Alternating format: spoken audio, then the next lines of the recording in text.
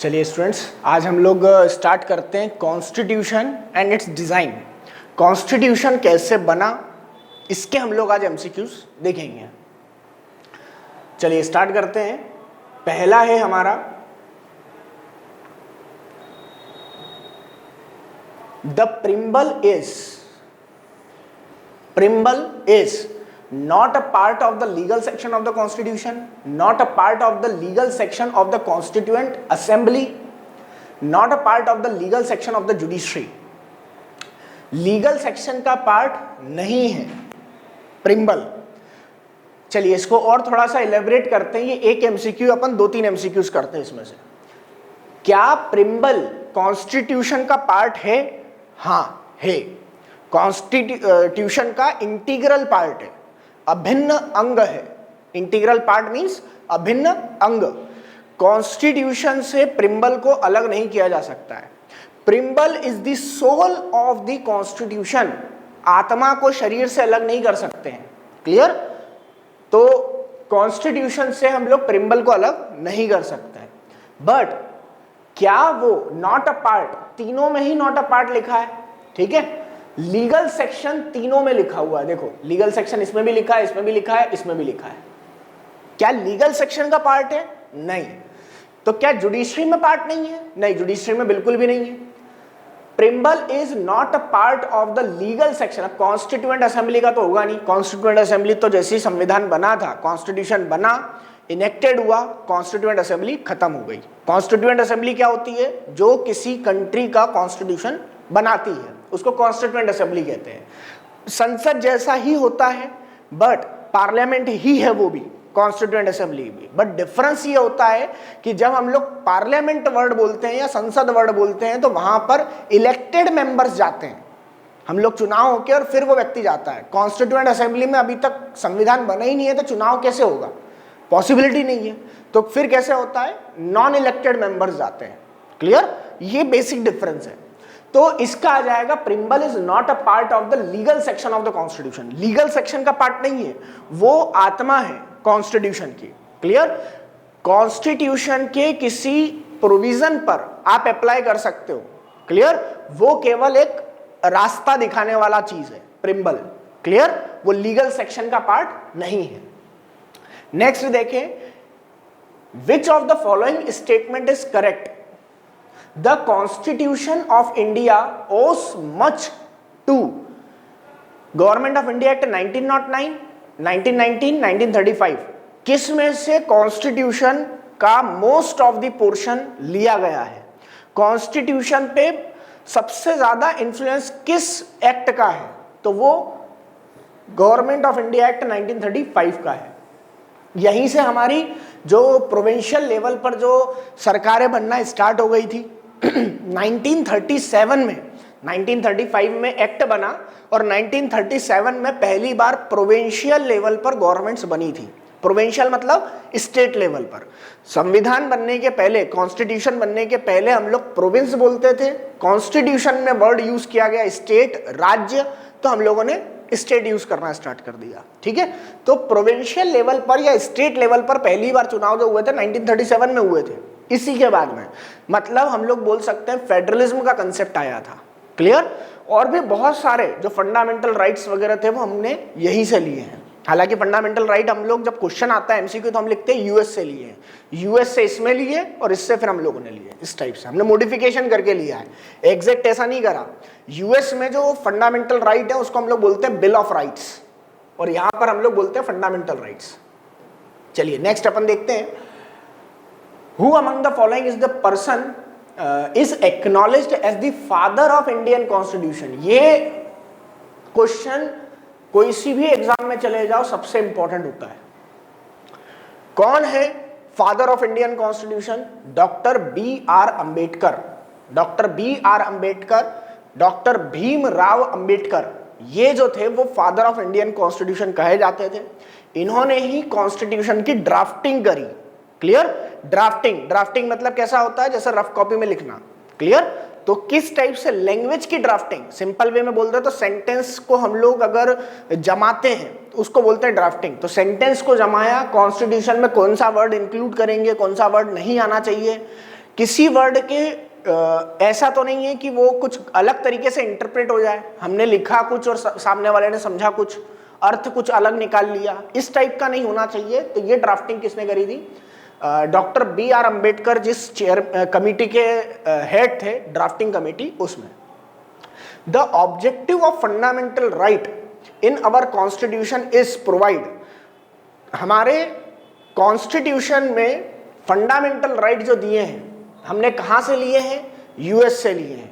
उसका main purpose क्या है, क्या प्रोवाइड करते हैं? Better material condition to citizens, social justice, equality and freedom to all citizens और इकोनॉमिक जस्टिस। फंडामेंटल राइट हमको इक्वलिटी प्रदान करते हैं, इक्वलिटी आर्टिकल 14 पे है, फ्रीडम आर्टिकल 19 पे है। क्लियर? तो कॉन्स्टिट्यूशन के आर्टिकल 14 और 19, right to equality, right to freedom, ये आ जाते हैं हमारे टू ऑल सिटीजन्स, सिटीजन्स को देते हैं ये। क्लियर? तो फंडामेंटल राइट्स जो है वो इक्वलिटी और फ्रीडम दे रहे हैं। चलिए नेक्स्ट अपन देखते हैं, fundamental right and fundamental judicial review found in the Indian constitution can also be found in, कहां से लिया हमने? अमेरिकन कॉन्स्टिट्यूशन से लिया है। अभी मैंने 2-3 बार बता दिया है, अमेरिकन कॉन्स्टिट्यूशन से हमने फंडामेंटल राइट लिए हैं, सोवियत कॉन्स्टिट्यूशन से हमने फंडामेंटल ड्यूटीज ली हैं। क्लियर? नेक्स्ट अपन आते हैं, Indian constitution is regarded as, now अब थोड़ा सा हमको समझना पड़ेगा क्या होता है इसका मतलब, ये हम लोग समझते हैं ना। पहले तो हम बात करें फेडरलिज्म क्या है। फेडरलिज्म मतलब होता है मोर than one level of government. जैसे हमारे इंडिया में अगर हम लोग बात करें तो फेडरलिज्म है, मतलब हमारे इंडिया में मोर than one level of government है। पहला यूनियन गवर्नमेंट है, दूसरी स्टेट गवर्नमेंट है और तीसरी लोकल गवर्नमेंट है। तो more than one level of government आ जाता है। यूनिटरी फॉर्म ऑफ गवर्नमेंट का मतलब होता है कि central government have more power,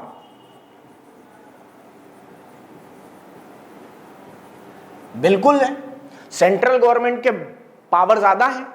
ये भी है हमारे यहाँ। जैसे अपन बात करें सिटीजनशिप, किस व्यक्ति को सिटीजनशिप मिलेगी, किसको नहीं मिलेगी, ये कौन डिसाइड करेगा? सेंट्रल गवर्नमेंट डिसाइड करेगी, स्टेट गवर्नमेंट के पॉइंट नहीं है ये। क्लियर? बहुत सारे, जैसे आर्मी की बात कर ले, एटॉमिक एनर्जी की बात कर ले, ये सब किसके मैटर्स हैं? सेंट्रल गवर्नमेंट के। ठीक है? बट हमारा इंडिया क्या है? पार्लियामेंट्री फॉर्म ऑफ गवर्नमेंट किसको बोलते हैं? जहां पर पार्लियामेंट से डिसीजन लिए जाते हैं, तो हम क्या बोलेंगे? Parliamentary form of government. Now अब इंडिया क्या है? चौथा पॉइंट है federal in form and unitary in spirit. तो यहां पर आ जाएगा हमारा federal in form and unitary in spirit. मतलब फॉर्म जो है हमारे यहां एक से ज्यादा लेवल की गवर्नमेंट है। Clear? Federal in form, but unitary in spirit. Spirit मतलब आत्मा। हमारे कंट्री में कोई भी स्टेट कानून पास करके इंडिया से अलग नहीं हो सकती है। यूनिटरी इन स्पिरिट, उसको अलग नहीं किया जा सकता। जैसे यूएस में हम बात करें, वो यूनियन ऑफ स्टेट है। ठीक है? हम बोलते हैं ना यूनाइटेड स्टेट्स ऑफ अमेरिका। वहां पहले स्टेट्स बनी, उसके बाद कंट्री बनी। हमारे यहां पहले कंट्री बनी, उसको बाद में अलग अलग हिस्सों में एडमिनिस्ट्रेशन पर्पस से अलग अलग हिस्सों में बांट के और स्टेट्स बनाई। तो हमारे यहाँ पहले कंट्री बनी है और फिर स्टेट बनी है, वहां पर पहले स्टेट बनी है, बाद में कंट्री बनी है, यूनाइटेड होके। क्लियर? तो वो यूनिटरी है। हमारे अंदर कुछ फीचर्स फेडरल के भी हैं, कुछ फीचर यूनिटरी के भी हैं। जैसे अपन इमरजेंसी प्रोविजन बात करें तो सेंट्रल गवर्नमेंट के पास पूरी पावर चली जाती है ना। इसको हम लोग quasi federal and quasi unitary भी बोल सकते हैं, मोर यूनिटरी देन फेडरल भी बोल सकते हैं, वो भी आ सकता है। ठीक है? Now the provision of the preamble that confer adult citizens with the right to vote is called. देखो अब यहां पर प्रिम्बल की बात करी गई है। प्रिम्बल में यूनिवर्सल एडल्ट फ्रेंचाइजी वर्ड नहीं है, प्रिम्बल देखा हुआ होगा एनसीईआरटी की बुक में, पहले दूसरे नंबर पेज पे देख लेना, प्रिम्बल ऑफ द कॉन्स्टिट्यूशन मिल जाएगा। उसमें कहीं से कहीं तक यूनिवर्सल एडल्ट फ्रेंचाइजी नहीं है, जो कि हम लोग वोटिंग के लिए बात करते हैं। वोटिंग के लिए हम लोग क्या लेते हैं? Universal adult franchise. यूनिवर्सल का मतलब हर व्यक्ति को after the age of 18 years, हमारे यहाँ पर 18 साल के बाद में वोटिंग है, तो यूनिवर्सल का हमारे इंडिया में रिस्पेक्ट में मतलब क्या हो जाएगा? 18 साल से जो भी ज्यादा बड़ा है। एडल्ट, जो हमारी एडल्टहुड की एज है 18 ईयर, हर कोई व्यक्ति यूनिवर्सल एडल्ट, मतलब जब वो एडल्ट हो जाता है 18 से बड़ा हो जाता है। फ्रेंचाइज मतलब होता है वोट कास्ट करना, वोट देना। तो यूनिवर्सल एडल्ट फ्रेंचाइजी कॉन्स्टिट्यूशन में है फीचर, बट ये पूछ रहा है कि प्रिम्बल में किस वर्ड से ये पावर डिराइव होती है। तो प्रिम्बल में डेमोक्रेसी वर्ड से ये पावर डिराइव होती है।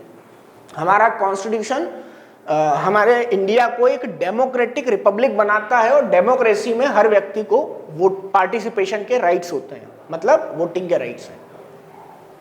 नेक्स्ट देखते हैं अपन, who was the chairman of the drafting committee. Drafting committee का चेयरमैन कौन थे? अपन कर चुके हैं, डॉक्टर बी आर अम्बेडकर। बार बार क्वेश्चन इसलिए आ रहा है क्योंकि इतना इंपॉर्टेंट भी है, लगभग हर एग्जाम्स में पूछा जाता है। मैंने पिछले वाले पे भी स्टार लगाया था, इस पे भी स्टार लगा देता हूं। How many amendments were, amendments मतलब होता है सुधार करना, परिवर्तन करना, चेंजेस लाना, सुधार करना ज्यादा सही वर्ड है। Amendments were considered while drafting the constitution. Constitution जब बन गया था, कॉन्स्टिट्यूशन बन के 4 नवंबर 1948 को, 4 नवंबर 1948 को उसका पहला ड्राफ्ट कॉन्स्टिट्यूएंट असेंबली में सबमिट किया गया। मतलब पहली बार वो कॉपी कंप्लीट करके ले आए थे। अब उसमें सुधार होने की बातें हुई, अब डिस्कशन होना स्टार्ट किया। देखो कॉन्स्टिट्यूशन को ड्राफ्टिंग में कितना टाइम लगा? 29 अगस्त 1948 को हमारी जो ड्राफ्टिंग कमेटी थी उसको अपॉइंट किया गया। क्लियर? लिखना स्टार्ट हुआ 29 अगस्त से लेके 4 नवंबर 1948 तक। मतलब अगस्त तो लगभग खत्म ही हो गया था, सितंबर और अक्टूबर, और उधर 4 नवंबर को तो आ गया था। 2 महीने में ड्राफ्टिंग हो गई थी कंप्लीट। बट उसके बाद में जो 299 मेंबर्स थे कॉन्स्टिट्यूएंट असेंबली में, इंडिया की कॉन्स्टिट्यूएंट असेंबली में 299 मेंबर्स थे, उन 299 मेंबर्स ने मिलकर डिस्कशन करना स्टार्ट किया। कैसा? नहीं, ये वर्ड जो है ना ये सही नहीं है, इसकी जगह ये वर्ड आना चाहिए, ये लाइन सही नहीं है, इसमें ग्रामेटिकल एरर हो सकती है या फिर इसका दूसरा इंटरप्रिटेशन किया जा सकता है, नहीं हमको ये चीज नहीं लेना चाहिए, हमको इसमें ये लाइन और जोड़ना चाहिए। इस टाइप से उन्होंने जो अमेंडमेंट्स करे उसमें मोर देन 2000, वो सेकेंड और थर्ड ऑप्शन सेम आ गया है, तो मोर देन 2000 अमेंडमेंट्स किए गए। 2000 से ज्यादा बार उसमें ड्राफ्टिंग में सुधार किया गया, उसके बाद उसको अडॉप्ट किया गया। मतलब हमारा कॉन्स्टिट्यूशन बनने के पहले ही उसमें 2000 बार करेक्शंस हो चुके थे। नाउ आगे हम लोग देखें नेक्स्ट क्वेश्चन।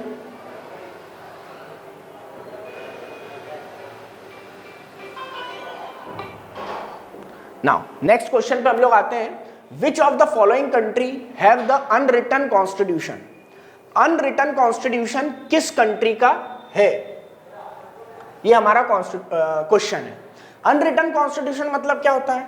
जैसे अपन बात करें इंडिया का जो कॉन्स्टिट्यूशन है वो वर्ल्ड लार्जेस्ट रिटन कॉन्स्टिट्यूशन है, ठीक है? तो ये अनरिटन कॉन्स्टिट्यूशन क्या मतलब ओरल है क्या? नहीं, ओरल नहीं लिखा है, ये याद रखना, ओरल नहीं लिखा है। ये मत समझ बैठना कि वहां के सिटीजन्स को याद होगा, वर्बल होगा। क्लियर? वेद नहीं है, हमारे वेद जो थे वो याद थे, स्मृतियां जो थी हिंदू धर्म में वो याद थी, ठीक है? थाउजेंड्स ऑफ ईयर तक फादर अपने संत को मोर देन 1.5 लाख श्लोक याद करवाते थे। कई फादर करवाते थे, कई बार गुरुकुल में जाते थे, वहां पे याद करवाते थे। डन? तो वो 1.5 लाख से ज्यादा हमारे इसमें पॉसिबल था, नई बात है, अब पॉसिबल नहीं है मेमोरी में। तो अनरिटन कॉन्स्टिट्यूशन का क्या मतलब होता है? ये कहां पे है? सबसे पहले अपन देखें, ये यूके में है। यूएसए का कॉन्स्टिट्यूशन रिटर्न है, इंडिया का रिटर्न है, पाकिस्तान का रिटर्न है। डन? यूके का अनरिटन कॉन्स्टिट्यूशन है। अनरिटन कॉन्स्टिट्यूशन मतलब ओरल कॉन्स्टिट्यूशन से नहीं है, अनरिटन मतलब लिखा हुआ कॉन्स्टिट्यूशन नहीं है। तो सर जो लिखा नहीं है मतलब वो बोला गया नहीं, ऐसा बिल्कुल भी नहीं है। अनरिटन कॉन्स्टिट्यूशन मतलब वहां पर कई कानून बने हैं और उन कानूनों ने एक दायरा फिक्स कर दिया है। डन, आप इससे बाहर नहीं जा सकते, आप इससे बाहर नहीं जा सकते, आप इससे बाहर नहीं जा सकते, आप इससे बाहर नहीं जा सकते, आप मर्डर नहीं कर सकते, आप चाइल्ड के अगेंस्ट क्राइम नहीं कर सकते, आप इक्वलिटी पे चलना पड़ेगा, आपको ब्रदरहुड रखना पड़ेगा, आपको इस टाइप से अलग अलग कानून बनाए गए। और जो बीच का जो दायरा आ गया है वो क्या आ गया है? कॉन्स्टिट्यूशन आ गया। कॉन्स्टिट्यूशन नाम से एक बुकलेट नहीं है, सिंपल वे में बोले तो कॉन्स्टिट्यूशन नाम से एक बुकलेट नहीं है। आपको कई बुकलेट्स देखना पड़ेगी और उससे कॉन्स्टिट्यूशन को इंटरप्रेट करना पड़ेगा, समझना पड़ेगा। ये है यूके का। क्लियर? इसलिए बोला गया है अनरिटन कॉन्स्टिट्यूशन। होप आपको समझ में आ गया होगा कि अनरिटन कॉन्स्टिट्यूशन मतलब ओरल कॉन्स्टिट्यूशन नहीं होता है ना। आगे अपन बात करें the verdict of the supreme court.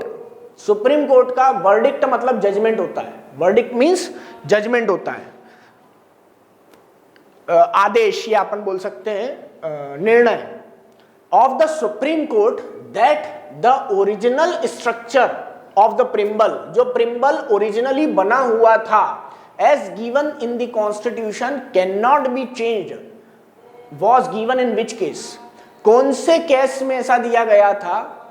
Question ये बोलना चाह रहा है कि कौन से केस में सुप्रीम कोर्ट ने ये फैसला दिया था कि आप जो प्रिम्बल है उसमें किसी भी तरीके का चेंजेस नहीं कर सकते, जो ओरिजिनल है उसको वैसा का वैसा ही रखना होगा। प्रिम्बल को, प्रिम्बल की बात कर रहे हैं यहाँ पे। डन, प्रिम्बल में कोई चेंजेस नहीं किए जा सकते। तो क्या चेंजेस किए हैं? आज तक कोई चेंजेस हुए हैं क्या? हाँ हुए हैं। कब हुए हैं? 1976 में 42nd constitutional amendment act. 42nd constitutional amendment act कब हुआ था? 1976 में। क्लियर? उस समय प्रधानमंत्री कौन थी? इंदिरा गांधी।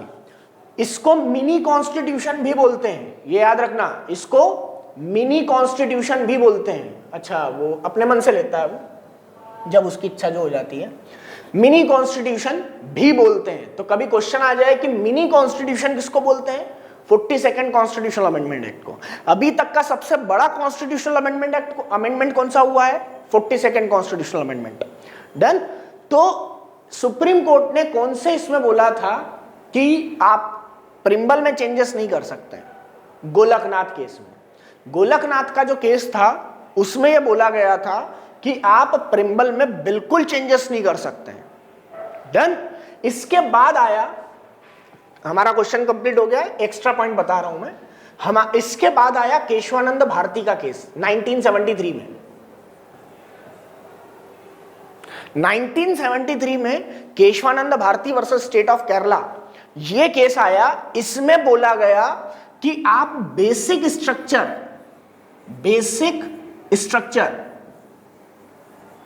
में चेंज नहीं कर सकते हैं। प्रिम्बल में चेंजेस कर सकते हैं बट बेसिक स्ट्रक्चर में चेंज नहीं कर सकते। तो दोनों याद रखना है। गोलकनाथ में बोला था कि चेंजेस कर ही नहीं सकते हैं। बाद में केशवानंद भारती के केस में बोला गया था कि परिवर्तन करा जा सकता है बट उसके बेसिक स्ट्रक्चर में चेंज नहीं करेंगे। बेसिक स्ट्रक्चर मतलब उसकी आत्मा। क्लियर? उसकी सोल में चेंजेस नहीं कर सकते। मतलब आप ऐसा नहीं कर सकते कि हमने डेमोक्रेसी वर्ड ही हटा दिया, ऐसा नहीं हो सकता है। वो जो अपन देखिए, ये तो डिफाइन नहीं किया गया है कि कौन सा क्या बेसिक स्ट्रक्चर है, ये डिफाइन नहीं किया है। बट प्रिम्बल में जितने बोल्ड वर्ड्स हैं वो बेसिक स्ट्रक्चर में आएंगे। हम मोटे मोटे तौर पर ऐसा बोल सकते हैं ना। मैंने दोनों क्वेश्चन समझा दिए इसी से। Now next, which word is refer as social, economic and political justice? पढ़ते से ही आ जाएगा, अगर प्रिम्बल याद है तो, प्रिम्बल पढ़ा हुआ है तो। जस्टिस के आगे लिखा हुआ है ये word, justice of social, economic and political, preamble में। नेक्स्ट देखें, which official policy was followed by the government of South Africa? South Africa India मत कर लेना। बिटवीन द 1948 से लेकर 1989 तक उन्होंने कौन सी पॉलिसी को एडॉप्ट किया था? उन्होंने एपार्थाइड पॉलिसी को एडॉप्ट किया था। एपार्थाइड मींस होता है racial discrimination. Apartheid means racial discrimination मतलब रंग भेद करना, जो काला है उसके साथ भेदभाव, जो गोरा है उसके साथ अलग रूल्स, ठीक है, इसको अपन बोलते हैं एपार्थाइड। नाउ नेक्स्ट अपन बात करें, the Indian constitution adopted many institution details and procedure from the government of India act. ये भी क्वेश्चन अभी अपन ने करा है कि सबसे ज्यादा जो कॉन्स्टिट्यूशन बना है वो कहां से लिया गया है, उसमें से इंस्टीट्यूशंस डिटेल और प्रोसीजर की डिटेल किस गवर्नमेंट ऑफ इंडिया एक्ट से ली है, 1935 के। 1935 का जो गवर्नमेंट ऑफ इंडिया एक्ट है उसका बहुत बड़ा इंफ्लुएंस है हमारे कॉन्स्टिट्यूशन पे। क्लियर? नेक्स्ट बात करें, which of these aspect were not spelled by the Gandhi ji in his magazine Young India in 1931। Gandhi ji ने यंग इंडिया मैगजीन जो बनाई थी उसमें ये बताया गया था कि भारत का कॉन्स्टिट्यूशन, इंडिया का कॉन्स्टिट्यूशन कैसा होना चाहिए। उन्होंने बोला था कि क्या नहीं है done special privilege to businessman, बिल्कुल भी नहीं। उन्होंने तो पुअर्स के लिए बात करी थी कि जो सोशलिज्म अपन वर्ड पढ़ते हैं, जितनी भी योजनाएं चलती हैं, 1 रुपए किलो गेहूं, 2 रुपए किलो चावल, समथिंग जो भी चलती हैं, दीनदयाल जो होटलें चल रही हैं 5 रुपए में भरपेट खाना, वो ये सब उसने बोला, उन्होंने बोला था गांधी जी ने। बिजनेसमैन को स्पेशल प्रिविलेज के लिए नहीं बोला था। तो हमारा आंसर आ जाएगा ये, ठीक है, ये हमारा आंसर है। चॉइस ऑफ अनटचेबिलिटी, हाँ उन्होंने अनटचेबिलिटी का विरोध किया था, ये हमारे इसमें भी कॉन्स्टिट्यूशन में लिया गया है। गांधी जी का जो उन्होंने यंग इंडिया मैगजीन में 1931 में लिखा था वो हमने कॉन्स्टिट्यूशन में फीचर्स अडॉप्ट किए हैं, हालांकि हमने अपने हिसाब से मॉडिफिकेशंस कर लिए हैं। Women will enjoy the same right as the man, बिल्कुल सही है। हम देखते हैं कि वुमेन्स को इक्वलिटी दी गई है। Choice of the intoxicating drinks and drug, उन्होंने मना किया था कि लिकर जो है और ड्रग्स जो है वो एक अच्छी सोसाइटी में, सिविल सोसाइटी में बिल्कुल नहीं होना चाहिए, ठीक है। बट ये हम लोगों ने माना नहीं, हमारी गवर्नमेंट ने नहीं माना, और ड्रग्स के लिए तो मान लिया है, फिर भी लिकर्स वगैरह जो है वो बिकती है। नाउ नेक्स्ट अपन बात करें, a form of government where people enjoy equal political rights, elect their rulers and hold them accountable. ऐसी कौन सा पॉलिटिकल फॉर्म ऑफ गवर्नमेंट होता है जहां पर इक्वलिटी मिलती है, मतलब वोटिंग राइट्स सभी को होंगे, elect their ruler, voting rights होंगे, और होल्ड देम अकाउंटेबल, सरकार को अकाउंटेबल कर सकती है, मतलब जवाबदेह कर सकती है कि सरकार जो है वो, जो हमने चूज करी है गवर्नमेंट, वो पब्लिक के लिए काम करे। ऐसा तो केवल डेमोक्रेसी में होगा। Done. Next, who became the governor of Uttar Pradesh after independence. जैसे ही भारत आजाद हुआ तो उत्तर प्रदेश का गवर्नर किसको बनाया गया? उत्तर प्रदेश का गवर्नर बनाया गया था सरोजिनी नायडू को। क्लियर? नाउ अब हम लोग 18 नंबर क्वेश्चन से है वो हम लोग नेक्स्ट। वेलकम स्टूडेंट्स, हम लोग 18 नंबर क्वेश्चन से आगे स्टार्ट करते हैं। चलिए, which word in the preamble is related to status and opportunity? Status and opportunity से रिलेटेड कौन सा ऐसा वर्ड है जो प्रिम्बल में आता है? स्टेटस और अपॉर्चुनिटी, ऑब्वियस सी बात है, इक्वल अपॉर्चुनिटी लिखा हुआ है प्रिम्बल में, तो ये हमारा इक्वल अपॉर्चुनिटी आ जाएगा। नेक्स्ट देखते हैं, इन 1931 द रिजोल्यूशन एट द किस सेशन में, at the blank session of the Indian national Congress, Indian national Congress के किस सेशन में planned about the constitution, constitution बनाने के बारे में बातचीत हुई थी?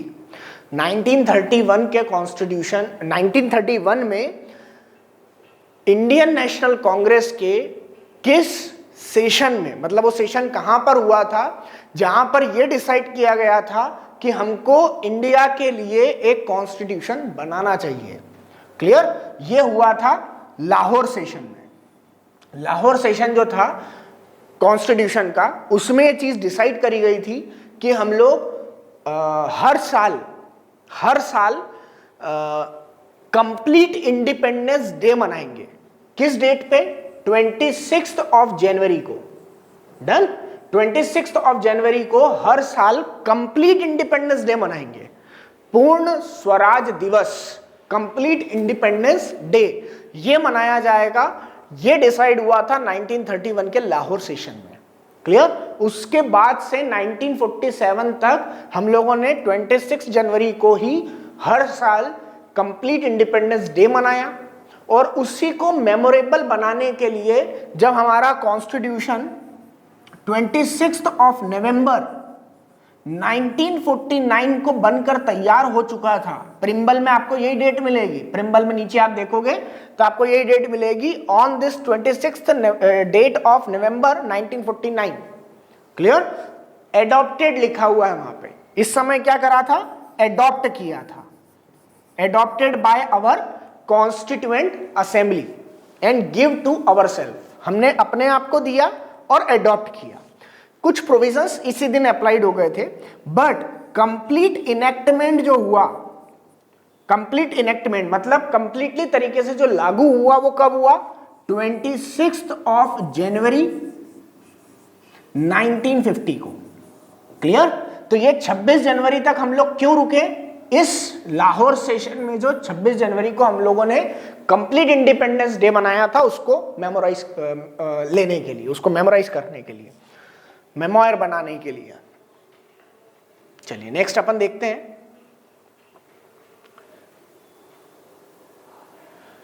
Which point is not true? Not true बोला हुआ है, not true regarding the agreement of a compromise between the white and black in the south Africa. जब 26 ऑफ अप्रैल 1994 को साउथ अफ्रीका कॉन्स्टिट्यूशन बन रहा था, उससे पहले जो ब्लैक लीडर्स थे, ब्लैक पीपल्स के जो लीडर्स थे, उन्होंने ये रिक्वेस्ट करी थी अपने लोगों से, ब्लैक पीपल्स से, कि देखो अभी तक उन्होंने, जब वो व्हाइट पीपल्स पावर में रहे हैं तो उन्होंने हमारे ऊपर अत्याचार किए हैं, बट अब हमको एक ऐसी कंट्री बनाना चाहिए जहां पर सभी को इक्वलिटी मिले। तो क्या चीज बोली थी उन्होंने? हम चाहते हैं कि हर व्यक्ति को 1 पर्सन 1 वोट मिले, इक्वलिटी मिले, basic right poor and workers को मिले, ठीक है, और majority rules would not be absolute. ऐसा नहीं हो कि हम लोग माइनॉरिटी पे अत्याचार करें। क्लियर?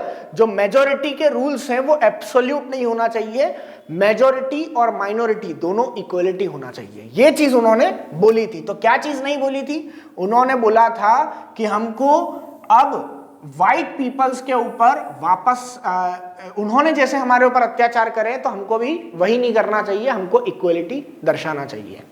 क्लियर? ये सब चीजें बात हुई थी उस समय। Which political party came into power after the Lok Sabha election of 1989? Lok Sabha में इलेक्शन के बाद में 1989 के जो इलेक्शंस हुए थे, उस समय कौन सी पॉलिटिकल पार्टी जीती थी? उस समय जनता दल की सरकार बनी थी, ठीक है ना? नरसिम्हा राव वगैरह की सरकार बनी थी उस समय। मनमोहन सिंह जी जो थे वो फाइनेंस मिनिस्टर थे, और उसके बाद फाइनेंशियल रिफॉर्म्स उनके द्वारा किए गए थे। तो ये जनता दल जो थी उसकी गवर्नमेंट बनी थी। ना नेक्स्ट अपन बात करें, उस समय हुआ करता था जनता दल, अब वो पॉलिटिकल पार्टी एग्जिस्टेंस में नहीं है, उससे बहुत सारी पॉलिटिकल पार्टी दूसरी बन चुकी है।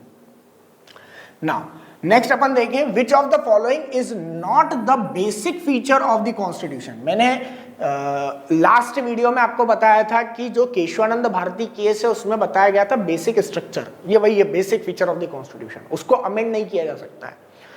It lays down the basic principle of turning a country into a superpower in the world. It expresses the aspirations of the people about the creating of a good society. It signifies how the government will be constituted, who will have the power to take decisions. It lays down limit on the power of the government and tell us what are the right of the citizens. Basic feature में क्या चीज नहीं आती है? तो basic feature में पहला point नहीं आएगा, it lays down the basic principle for turning into the super power in the world. हमारा कहीं से कहीं तक मीनिंग जो है कॉन्स्टिट्यूशन का, वो सुपर पावर बनने का नहीं है। हमारी इच्छा जरूर है, बट हमारा संविधान, हमारा कॉन्स्टिट्यूशन नहीं बोलता है कि हम लोग साम दाम दंड भेद यूज करके और सुपर पावर बन जाए कैसे भी करके। नहीं, हमारी कोई इच्छा नहीं है कि हम लोग कुछ गलत एक्टिविटीज में पढ़ के और फिर सुपर पावर बने, ऐसा हमारी कोई इच्छा नहीं है। हाँ, सुपर पावर बनना है, बट सही रास्ते से चल के बनना है। बट क्या एक गुड सोसाइटी बनाना है? बिल्कुल गुड सोसाइटी बनाना है। क्या हमको ऐसी एक गवर्नमेंट बनाना है जिसमें Who will have the power to take decisions? मतलब सिटीजन्स की बात कर रहे हैं। हाँ, हमको डेमोक्रेसी बनाना है। It lays down the limit of the power of the government। क्या गवर्नमेंट की पावर को लिमिटेड करा गया है? And tell us what the right of the citizens. क्या हमको फंडामेंटल राइट दिए गए हैं? बिल्कुल दिए गए हैं। हमको फंडामेंटल राइट्स भी दिए गए हैं और गवर्नमेंट के ऊपर ड्यूटीज बनाई गई हैं। गवर्नमेंट की ड्यूटीज को क्या बोलते हैं हम लोग? डीपीएसपी।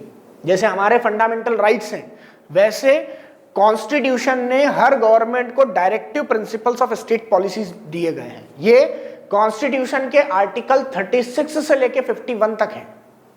यहां पर डीपीएसपी का मतलब ये हमने आयरलैंड से लिए हैं। डीपीएसपी कहां से लिए हैं? आयरलैंड से लिए हैं। और ये गवर्नमेंट को गाइडलाइंस करते हैं कि अगर वो कोई कानून बनाए तो कैसे बनाएगी, उसको क्या क्या चीजों को ध्यान रखना है, ये सरकार को दिया है। वो चाहे किसी भी पॉलिटिकल पार्टी की गवर्नमेंट हो, वो डीपीएसपी के अगेंस्ट में कानून नहीं बना सकते हैं।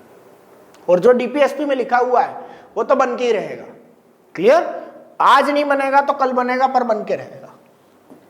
Next, when the first meeting of the constituent assembly held. Constituent assembly की पहली मीटिंग कब हुई थी? अब अगर अपन ऑप्शंस देख लें तो ऑप्शन ही दिए हुए हैं कि कॉन्स्टिट्यूएंट असेंबली मतलब कॉन्स्टिट्यूशन बना। तो कॉन्स्टिट्यूशन अपना जनवरी 1950 में अप्लाइड हो चुका था, नवंबर 1949 में बन चुका था। तो कॉन्स्टिट्यूएंट असेंबली की पहली मीटिंग 1950 में थोड़ी नहीं होगी। ऑब्वियस सी बात है, यहीं पर होगी। सबसे पहली मीटिंग हुई थी 9 दिसंबर 1946 को। मैं यहां पर तुमको उसकी पॉइंट्स लिखवा देता हूं मैं, कब कब कौन कौन सी मीटिंग हुई है। चलिए, 9 दिसंबर 1946 को ये हमारी कॉन्स्टिट्यूएंट असेंबली की फर्स्ट मीटिंग हुई। 11 दिसंबर 1946 को डॉक्टर राजेंद्र प्रसाद को चेयरमैनशिप दी गई कॉन्स्टिट्यूएंट असेंबली की। 29 अगस्त 1948 को ये बना हमारा ड्राफ्टिंग कमेटी। 4 नवंबर 1948 को ये हमारी ड्राफ्टिंग जो कमेटी थी उसने पहला ड्राफ्ट भेजा। और उसके बाद 26 नवंबर 1949 को हमारा ये 48 है, 26 नवंबर 1949 को हमारा जो ड्राफ्ट हुआ वो अडॉप्ट किया गया। और 26 जनवरी 1950 को हमारा कॉन्स्टिट्यूशन इनेक्टेड हुआ। अब देख सकते हो 9 दिसंबर, 11 दिसंबर, फिर 29 अगस्त 1948, 4 नवंबर 1948, 26 नवंबर 1949 और 26 जनवरी ऑफ 1950। चलिए नेक्स्ट देखते हैं हम लोग, which of the following guiding values of the constitution of India means people have supreme right to make decisions. ऐसा कौन सा कॉन्स्टिट्यूशन का फीचर है, गाइडिंग वैल्यू है मतलब फीचर है, जो ये बताता है कि people have the supreme right. किस चीज का सुप्रीम राइट है? To make decisions. ऑब्वियस सी बात है, सोवेरेनिटी। सोवेरेनिटी मतलब संप्रभुता, हिंदी में बोलते हैं संप्रभुता, मतलब इंडिया के ऊपर किसी भी दूसरी फॉरेन पावर्स का कोई इन्फ्लुएंस नहीं रहेगा। और यहां के डिसीजंस कौन के द्वारा लिए जाएंगे? पीपल्स के द्वारा। प्रिम्बल का फर्स्ट वर्ड देखो, we the people of India, ये इंडियन पीपल्स को सोवेरियन रिप्रेजेंट करता है, सबसे पावरफुल बनाता है। नाउ नेक्स्ट अपन बात करें, the Indian constitution was passed by Constituent Assembly on 26th of November 1949. 1949 को एडॉप्ट किया गया था, कॉन्स्टिट्यूएंट असेंबली ने पास कर दिया था, और 26 ऑफ जनवरी 1950 को हमने इनेक्टेड कर दिया था, लागू कर दिया था। सेक्युलर का मीनिंग क्या होता है? What does the term secular meaning in the Indian context? Bharat के संविधान के अगर हम लोग बात करें, इंडियन कॉन्स्टिट्यूशन के रेफरेंस में बात करें इन इंडियन कॉन्टेक्स्ट, तो सेक्युलर वर्ड का मीनिंग क्या है? मतलब स्टेट हैज नो रिलीजन्स। यहां स्टेट जो है, स्टेट में क्या क्या आ जाएगा? यहां स्टेट राज्य नहीं है, यहां स्टेट का मतलब क्या है? Union government, state government, local government, और इनके द्वारा अगर किसी कंपनी या किसी कॉरपोरेशन में इन्वेस्टमेंट किया गया है और वो कॉरपोरेशन में इन्वेस्टमेंट 50% से ज्यादा है, तो भी उसको हम लोग स्टेट बोलेंगे। डन? ये मतलब है, और उनका कोई रिलीजन नहीं होगा। ये मीनिंग है सेक्युलर का। सेक्युलर को हिंदी में बोलते हैं धर्मनिरपेक्ष। By which country India was inspired to include directive principles of state policy. हमने भी बात करी थी directive principle of state policies जो है, जिसको मैंने डीपीएसपी बोला था शॉर्ट में, DPSP, directive principles of state policy, जो कि कॉन्स्टिट्यूशन के आर्टिकल 36 से लेके 51 तक में दिए हुए हैं। ये हमने आयरलैंड से बोरो किए हैं। नेक्स्ट हम देखते हैं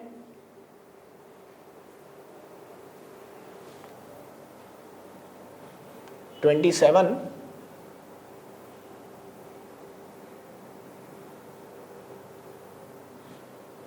Now, the word socialist and secular, socialist और सेक्युलर, सोशलिस्ट का मतलब होता है समाजवाद, सेक्युलर का मतलब होता है धर्मनिरपेक्ष, were included in the preamble of the Indian constitution by which constitutional amendment?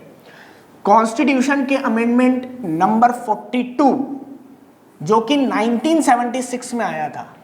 ठीक है, मैंने अभी लास्ट लेक्चर में बताया कि 42nd कॉन्स्टिट्यूशनल अमेंडमेंट जो कि 1976 में आया, उस समय प्राइम मिनिस्टर थी इंदिरा गांधी, और इसको मिनी कॉन्स्टिट्यूशन भी बोलते हैं, मिनी कॉन्स्टिट्यूशन। ठीक है, ये अभी तक जितने भी कॉन्स्टिट्यूशनल अमेंडमेंट हुए हैं उसमें सबसे बड़ा कॉन्स्टिट्यूशनल अमेंडमेंट है 1976 का 42nd। उसमें सोशलिस्ट सेक्युलर वर्ड को डाला गया था, ओरिजिनल प्रिम्बल में वर्ड नहीं थे। नाउ नेक्स्ट हम बात करें विच लोकसभा फर्स्ट लोकसभा इलेक्शंस कब हुए हैं? फर्स्ट लोकसभा इलेक्शन तो ये 1951 से लेके 52 तक चले थे। 51 से लेके 52 ये बहुत लंबे चले थे। मतलब आप अपन बोल सकते हैं कि अभी तक का जो इंडियन हिस्ट्री है उसमें सबसे ज्यादा लॉन्ग टाइम तक चलने वाले जो इलेक्शंस हैं उसमें भी हम लोग फर्स्ट लोकसभा इलेक्शन बोल सकते हैं। लगभग 1-1.5 साल चले थे elections. Now by which country India was inspired to include directive principle of state policy? Ireland से। Now next, how many languages are there under the article 8 of the Indian constitution? ये article word गलत है, यहां पर आएगा schedule. Schedule 8th schedule में हमारे constitution में टोटली 12 स्केड्यूल्स हैं। ठीक है, ओरिजिनली 8 स्केड्यूल्स थे, बाकी 4 हमने बाद में जोड़े हैं। क्लियर? जब कॉन्स्टिट्यूशन बना था तब केवल 8 स्केड्यूल्स तक थे, बाद में हम लोगों ने 4 स्केड्यूल्स और जोड़ चुके हैं। उसमें कितनी लैंग्वेजेस बताई गई हैं, कितनी ऑफिशियल लैंग्वेजेस है इंडिया की? तो इंडिया की करंट डे में 22 ऑफिशियल लैंग्वेजेस एग्जिस्ट करती हैं। मतलब इसका मीनिंग क्या हुआ? इसका मीनिंग ये है कि आप गवर्नमेंट ऑफ इंडिया से 22 डिफरेंट लैंग्वेजेस में कम्युनिकेशंस कर सकते हैं। क्लियर? गवर्नमेंट का कोई सा भी काम है आप 22 लैंग्वेजेस में कर सकते हैं। In which year 9th schedule included in the Indian Constitution 9th schedule जो था वो इंडियन कॉन्स्टिट्यूशन में कौन से कॉन्स्टिट्यूशनल अमेंडमेंट में आया था? ठीक है, ये 1951 में आया था और फर्स्ट कॉन्स्टिट्यूशनल अमेंडमेंट में इसको जोड़ा गया था। फर्स्ट कॉन्स्टिट्यूशनल अमेंडमेंट 1951 में हुआ था। हमने 50 में कॉन्स्टिट्यूशन बनाया 1950 में और 1951 में उसमें चेंजेस भी कर दिए और 9th कॉन्स्टिट्यूशनल अमेंडमेंट हमने जोड़ दिया। नाउ नेक्स्ट अपन बात करते हैं, who among the following was the chairman of the drafting committee? Doctor B R Ambedkar. ये तो हम लोग कर चुके हैं और हर बार मैंने इस पे स्टार लगाया है, आप लोगों को याद भी होगा ये क्वेश्चन। नाउ नेक्स्ट 2 क्वेश्चंस हमारे और लास्ट 2 क्वेश्चंस हैं, captain of the first Indian hockey team, first national hockey team के कैप्टन कौन थे? एक क्वेश्चन तो यही बन जाएगा कि first national Indian hockey team के कैप्टन कौन थे? Who was also the member of Constituent Assembly, जो कि कॉन्स्टिट्यूएंट असेंबली के मेंबर भी थे। 2 MCQ बन जाएंगे। हॉकी हमारा नेशनल गेम है। तीसरा MCQ, first national hockey team के कैप्टन कौन थे? सोमनाथ लहरी, जो कि हमारे कॉन्स्टिट्यूएंट असेंबली के मेंबर भी रहे थे। नाउ नेक्स्ट हम बात करें, Mahatma Gandhi's vision about the Indian constitution was published in which magazine? हम लोगों ने बात करी थी, एक MCQ पढ़ा हुआ है, यंग इंडिया मैगजीन जो है उसमें 1931 में ये ड्राफ्टिंग करी गई थी। क्लियर? यंग इंडिया मैगजीन्स में महात्मा गांधी के विजन्स को, जो अपन ने विजन्स पढ़ चुके हैं, उनके विजन्स को रिप्रेजेंट किया था कि पुअर सोसाइटीज के लिए वेलफेयर के काम होगा, इंडिया को एक वेलफेयर कंट्री बनाया जाएगा। ये हमारे आज कंप्लीट हो गए हैं। Thank you.